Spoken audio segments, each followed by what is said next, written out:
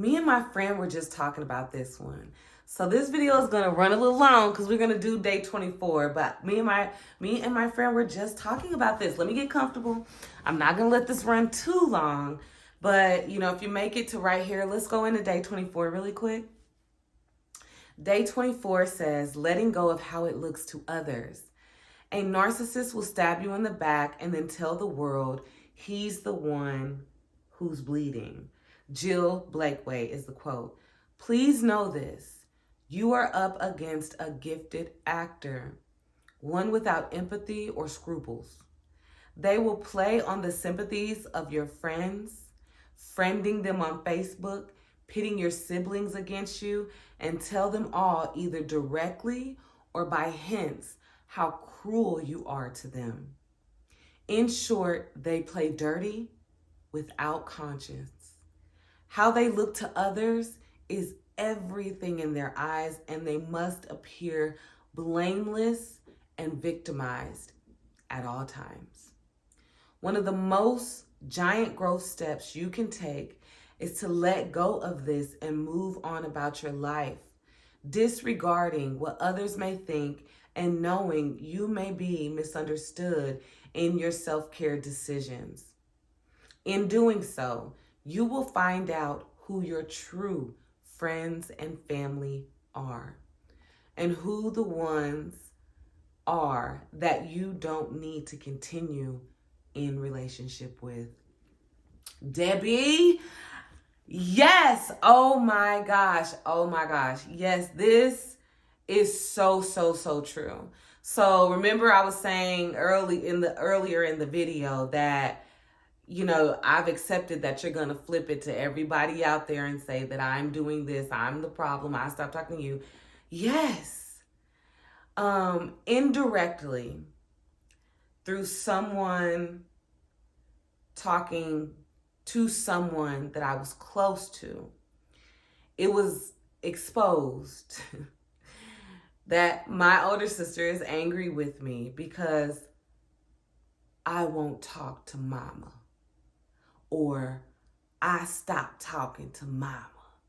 Or I don't talk to mama. And that is not true. And she knows the truth. And the fact that, first of all, you have never said that you're upset with me about anything. That's the first thing. First red flag. Second red flag is you're going and telling everyone like a little schoolgirl, but me. And thirdly, it simply is not true. And when I first found this out, guys, I had to pray because I was angry and I wanted to pop off. Alabama boat bra, I wanted to throw the hat in the air, and it upset me because it's not true. And so I really had to pray about it. And God used that situation to show me you are still in a place where you worry about who's talking about you and what they're saying about you. And that is why you're so angry and so bothered, because those are two areas that you still need work on in the journey. And that's okay. And at first, not only was I hurt and angry, but then I was angry at myself for even feeling any emotion about it. But it's okay because it showed me you're still too concerned with who's talking about you and what they're saying about you. And I will say I am grateful for resources like this. I am grateful for all the people that put up YouTube videos about narcissistic abuse, narcissistic parents, that I can go to as a resource as well as a community. I'm grateful for my subscribers that I can go on there and see, okay, I may not have a large following, but we a tribe. We are a tribe of survivor thrivers, and there is at least 40-something other people out there that understand what I'm going through. And I use that as a resource to not do what I want to do, which is go off, which is what they want. I don't want to get back into a relationship with toxic people. Everything that Debbie just said in this, some of us experience. They stab, the quote by Jill Blakeway, they stab you in the back and then act like they're the one that's bleeding. I love how she says, please know this, you are up against a gifted actor, one without empathy or scruples. Almost to the point to where I used to have to ask God, like, do everybody have a conscience? Like the spirit of conviction, like, ooh, that I just did and said was wrong. Because I didn't see it in my parent. I would just be like, especially as I got older, and especially as I had kids, I'm like, no, everybody has a conscience. Everybody has a convicting spirit, the spirit of truth. But these are people that, like she said, they're without empathy and they're without scruples. And you don't need to wreck your mind trying to understand, because you're not going to understand if you are not that way. If you are not that way, they will play on the sympathy of friends, friending people on Facebook, pitting your siblings against you, and tell them all, either directly or by hints, how cruel you are to them. Yeah. And in my case, my narcissistic mother has a psychology degree. So just imagine the level she's on of playing games. And I had to deal with that anger too. I had to deal with like, well, surely she knows. You got a psychology degree. Anyway, so in short, they play dirty without conscience. So don't play their dirty games. I don't have time to mess up my clothes. I don't have time to mess up my mind. I don't have time to mess with my spirit.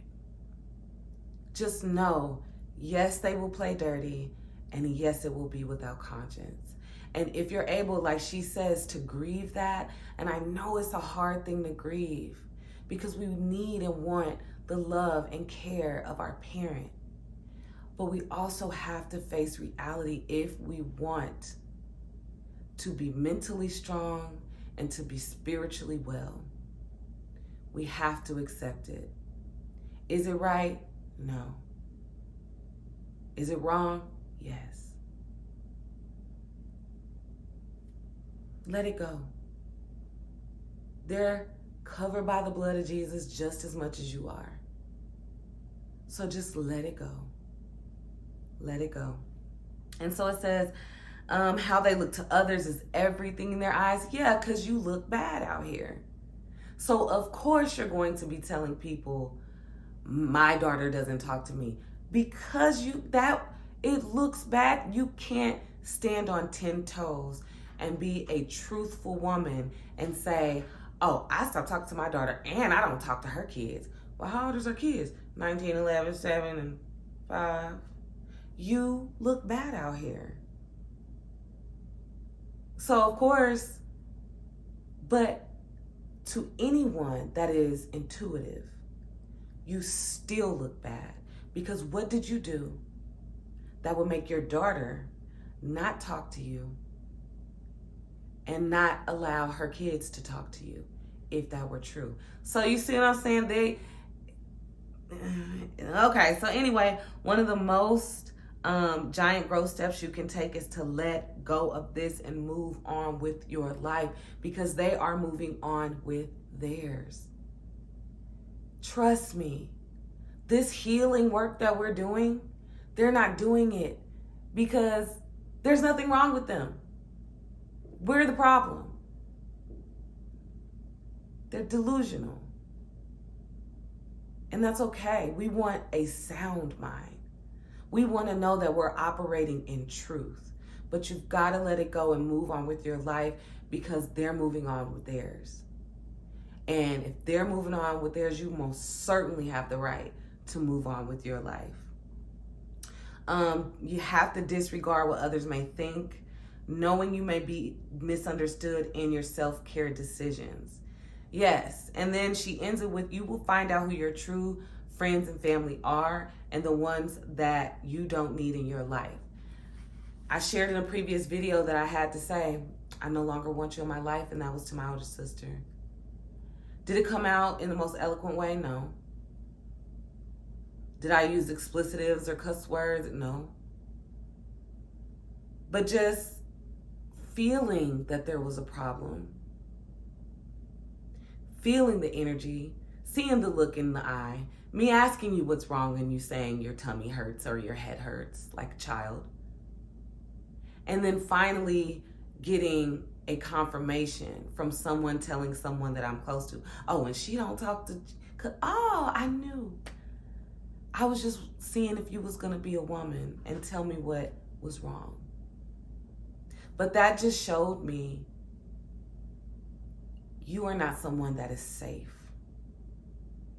Neither of you. And so, yes, that will expose who your true friends and family are and the people that you can no longer serve in this life and they can no longer serve you. And you have to let go. And I'm speaking to myself here, of caring about what people think and what they say. You know your why. You know who you are. You know the prayers that you've prayed. You know the tears that you've cried. And you know, most importantly, God knows your heart. He knows who you are. He knows the situation. God is someone that cannot be manipulated. You can't twist the truth to God. So if we can stand on that foundation and have confidence in that truth, that God sees and God knows and God understands your why. And God cannot be manipulated. People, they could be manipulated. God can't. Jesus can't. So stand in that and know who you are. You are a good person who went through some terrible circumstances. But honor that, because that's what made you who you are today. Honor that. So yes, let me move on, but that's why, you see why I had to keep going? Okay, so the affirmation, I'm not gonna breathe in 3 times because I know this video is getting long. And, oh, my puppy's still napping. Okay, affirmation, I live by what I know is right instead of the opinions others may have about my decisions. What this means to me, if you haven't walked in my shoes, and even if you have, your opinion means nothing. You can't walk the road I walk. You can't move the way that I move. And if you especially can't say you can relate to any of my story, your opinion is worth a penny on the ground. Nothing. Nothing. I see pennies on, used to be a penny store. Remember when it used to be a penny store? Maybe I'm showing my age. And you also used to get some candy for a penny. You can't even do that. I see pennies all the time. People throw pennies like they ain't dump it out their car ashtray like it ain't nothing. I'm like, look at all the pennies on the ground. Anyway, it's about as worth as much of a penny to me, which is nothing. Which is nothing. And another thing, a good friend and I were having a conversation, and sometimes people don't mean it in a bad way. Sometimes people are trying to be helpful. But we were both talking about this, and it's like, don't let anybody that has not experienced what you've experienced with your parent or with your siblings try to give an opinion about your decisions. Because if you can't say you experienced what I experienced, how are you trying to tell me, well, this is what you should do? You have no point of reference. So, sometimes people mean the best. They do mean the best. And they're trying to get you to do, I guess, what they think is right in their eyes. But what is right in the eyes of people ain't necessarily what's right in the eyes of God for you. So let God speak to you about you and what you should do. Okay, let's move along. We're not going to go to day 25. It's long. Journal to heal. Living with being misunderstood. Write about what has been said about you, either by flying monkeys, the narcissist friends, or well-meaning others.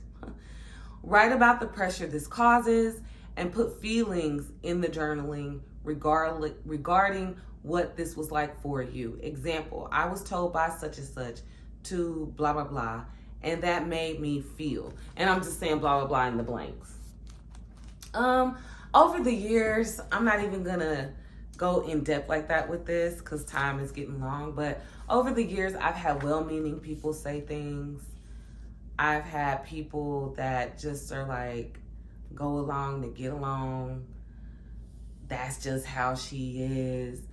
And it made me feel misunderstood. And I'm not for your understanding. If you can't understand it, I don't know if any of you have ever had anyone say, I just can't understand it. Then I don't know what to tell you. I don't. If I'm telling you and you're like, I just don't understand how. I don't know what to tell you. In the past, being misunderstood made me feel like I needed to vindicate myself. But over time, through doing this journey, it's like, no, I don't. What's the point? People are going to believe what they want to believe anyway. So why waste my breath? Why even do it? And just like what I was sharing with you about with my sisters, like I had to pray about it. I had to journal about it. I had to get my anger out about it. And the safest place that I can do that is to God, and is through journaling. And then after praying and after journaling, one of my friends who's a little bit older but also was no contact, she kept popping into my mind. And I finally reached out to her and was like, I really need to talk. And just in talking with her, God gave me so much confirmation and validation. And it was just like, I'm glad that I handled it the way that I did. It didn't feel good. The hurt and the anger did not feel good. Like I said, I even kind of turned that inwardly, being upset at myself that I even felt anything about it because I already knew. But then also realizing like, no, that's hurtful. That's a hurtful thing to, even if you knew, now that it's been affirmed, it is hurtful. So praying, journaling about it, and having a community of people that understand you.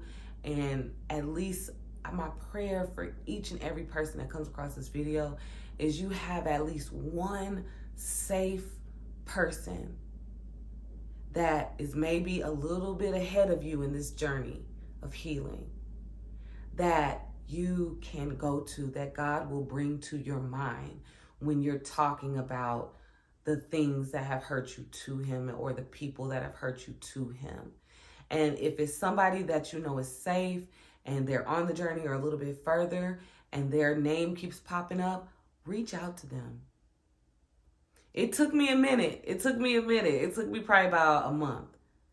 But once I reached out, the conversation that we had, it felt like God's love showering down on me. That conversation just blessed me.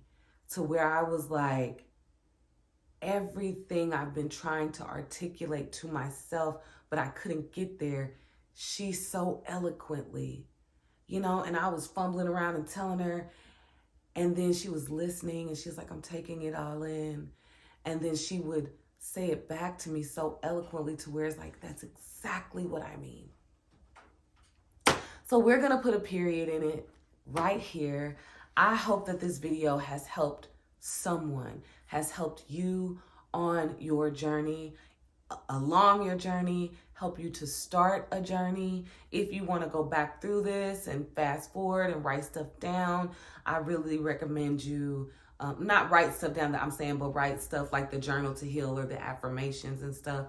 But I really recommend it. You deserve to live a full life. You deserve to have more than just survived, but to thrive. That is your God-given right. You were created on purpose for a purpose. If you are here today, it's not by mistake. I don't care what anyone has told you. I don't care what your parent has told you. I don't care what you told yourself.